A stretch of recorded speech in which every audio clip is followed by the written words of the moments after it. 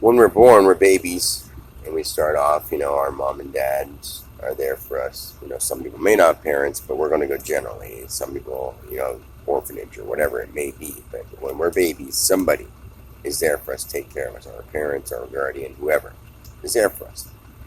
As we grow and we're babies, and they, whenever we need something, they're there for us.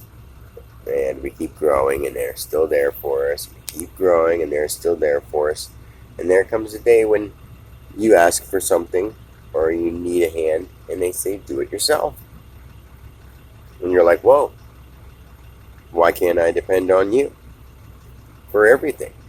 So then, say you go to your sibling or your friend and you start depending on them to, you do everything together, you have fun, you play games, you talk about girls or you talk about boys or you talk about whatever is going on in life, and you grow together and you experience things, and man, they're there for you. That's somebody you can depend on. That's the one that you are, you're that's your clique.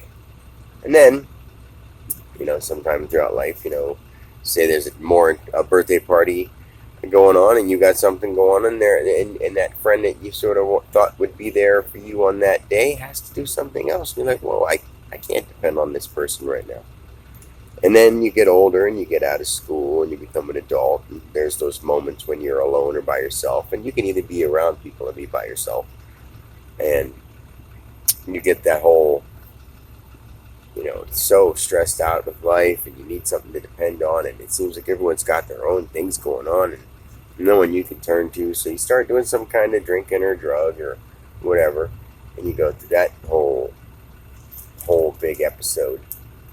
And say you start trying to better yourself after you get to the point where you're like addicted to something, start bettering yourself, and you meet some nice people and you do whatever, and you meet some good, guidance and some counseling and some, sponsors or some good motivational people, and they're all cool and all that. But even during that whole time, you can't just call on them any second of the day. When some of them, have a sponsor you can call whenever, but over time you realize that those relationships end up usually growing apart, or you're just friends and they become a normal friend that you talk to every once in a while, and but then as life goes on, it depends on your intelligence level, honestly.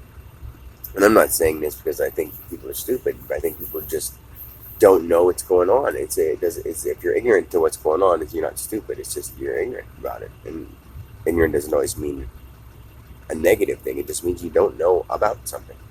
But like, you get to a point in life where you realize the only thing you can depend on, it isn't your parents, it isn't your siblings, it isn't your friends, it isn't your life partner, your girlfriend, or your boyfriend, or your best friend, or it definitely isn't a drug or a substance. As much as some people may think that that's the only thing that makes them feel better, it's always yourself. And whenever somebody finally gets to understand that, that's when they start making progress on improving themselves and becoming a better person.